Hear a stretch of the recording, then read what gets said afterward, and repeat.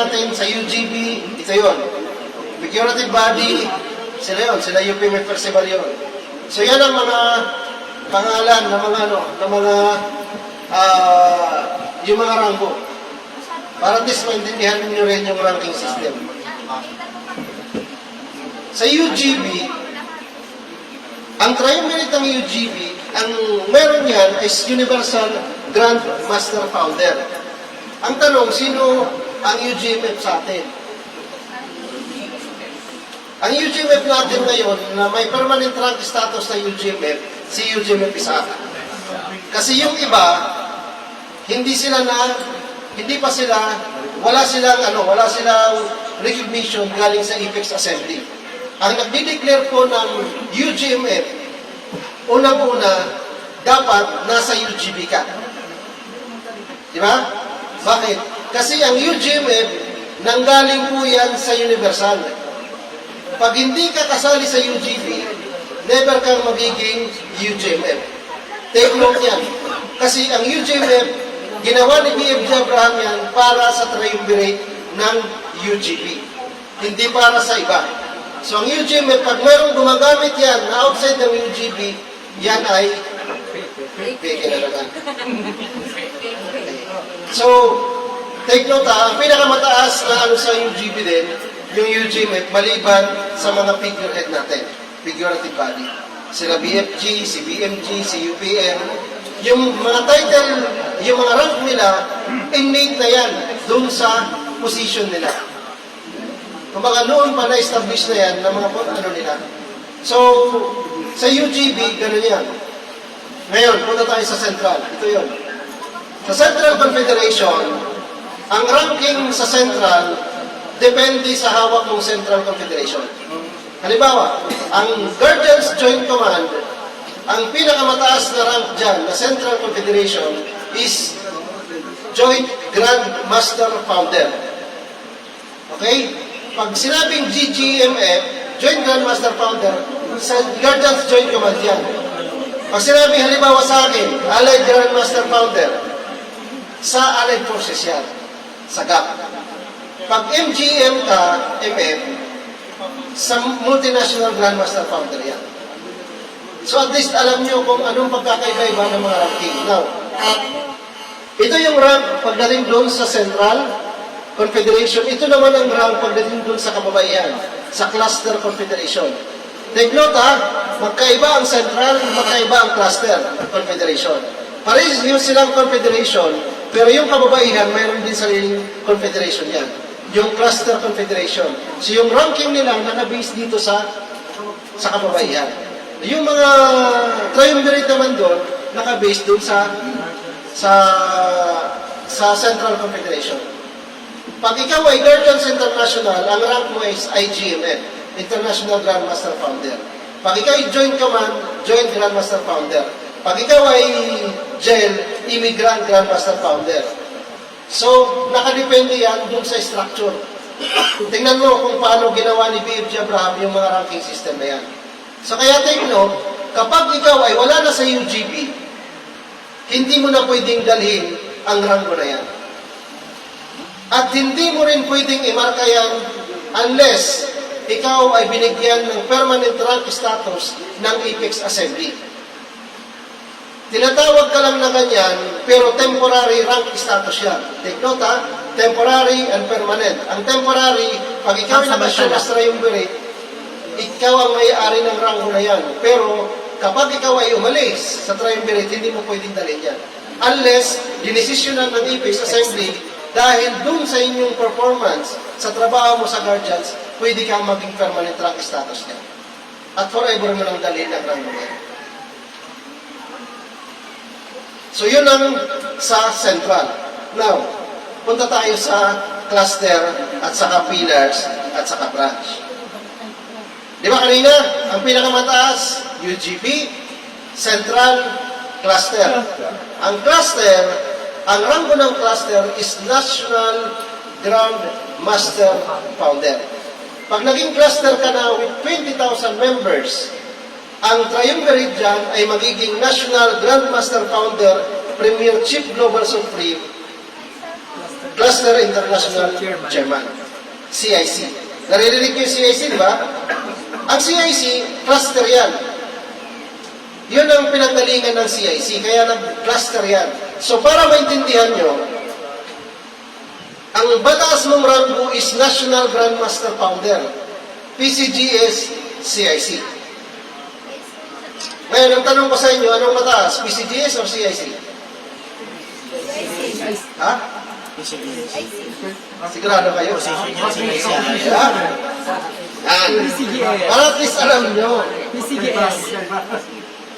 Kaya ang ranking natin, ito sinasabi ko, kaya ang ranking natin, paano natin tinatawag ang ranking? Kasi, nagsisimula yan sa pataas, pababa. Di ba?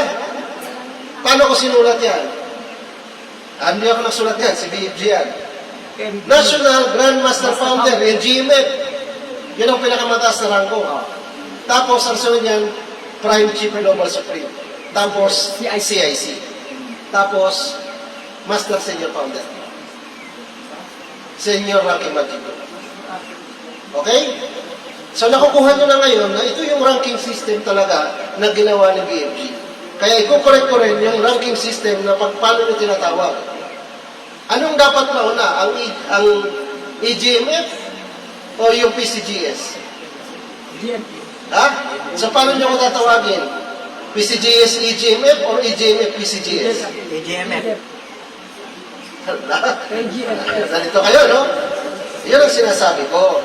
Kasi ganito yan. Dati, ang GMF na rank ay nasa branch level yan. Di ba? Natandaan nyo, PCGS, GMF. Noon yun. Nung panahon ng GI, Guardians International.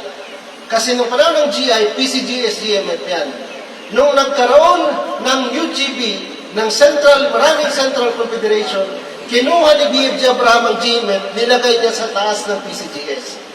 Ibig sabihin, mas mataas ang rango ng GMF kumpara sa PCGS. Nag-gets nyo?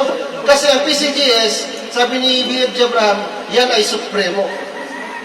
Pero mas mataas ang grand kumpara sa supremo. Nag-gets nyo? Yes. Yan ang pagkakaiba. Ngayon, sasabihin, paano to ngayon? Kasi mayroon akong GMF, PCGS, GMF na ako, paano ko mag-GMF ako? Okay lang.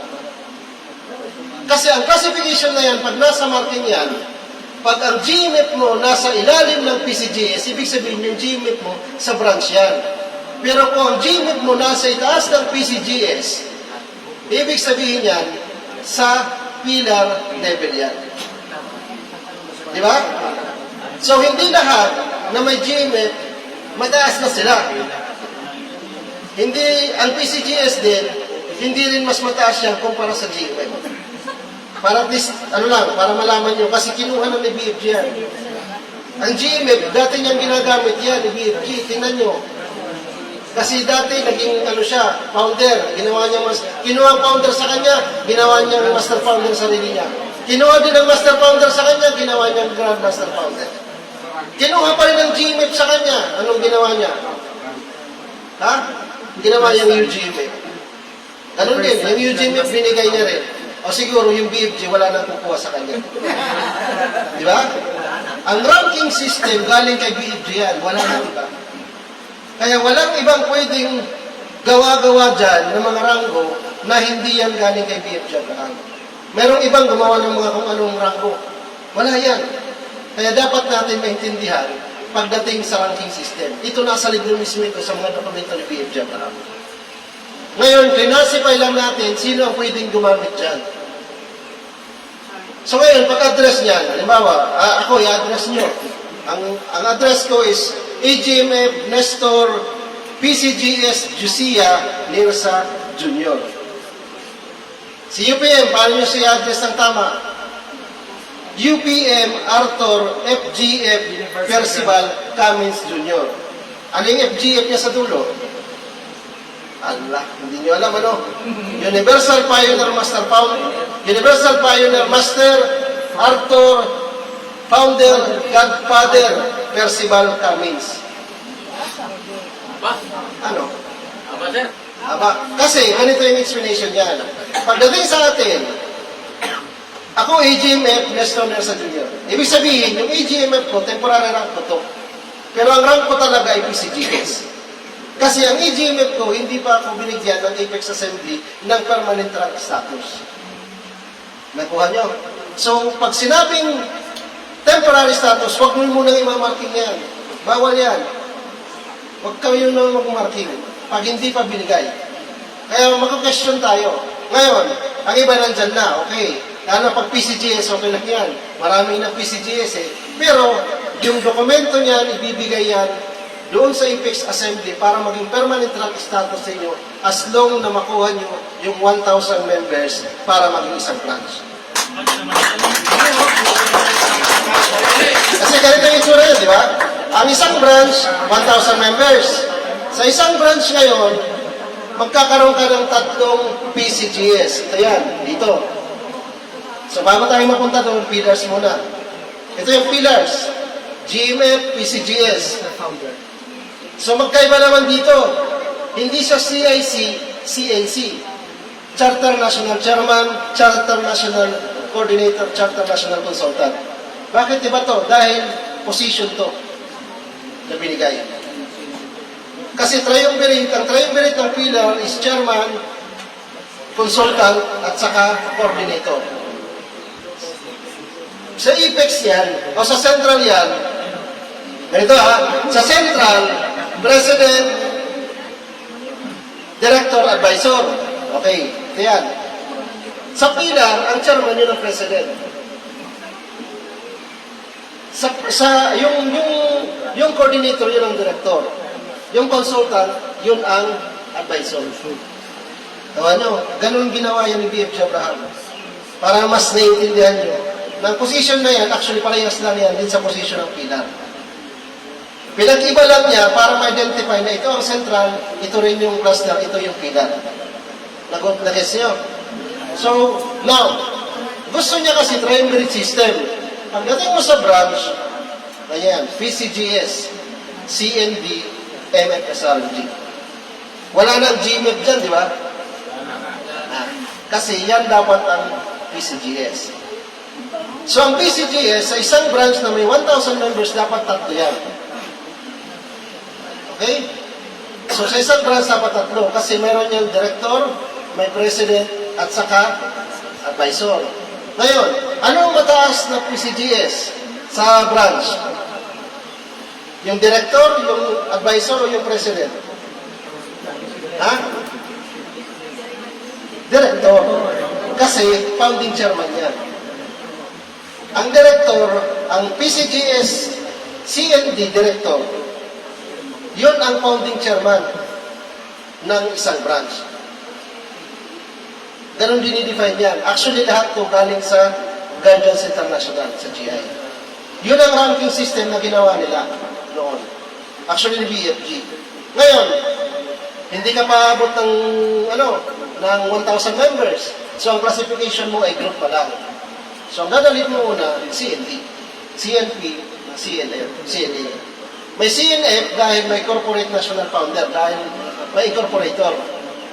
Pero hindi lahat ng incorporator pwede ka mag-PCGS. Okay? Kasi, triumvirate yan ang PCGS sa isang branch. 1,000 member. Ngayon, marami yan sa central, so makakuha ka 1,000, di-create ka na naman ng isang 1,000 na naman, 3 PCGS. So, yun yung reason kung bakit sinasabi, bakit ang daming PCGS. Diba? Ngayon, inayos lang natin based doon sa standard na 1,000 members isang PCGS. Klaro? Di ba na?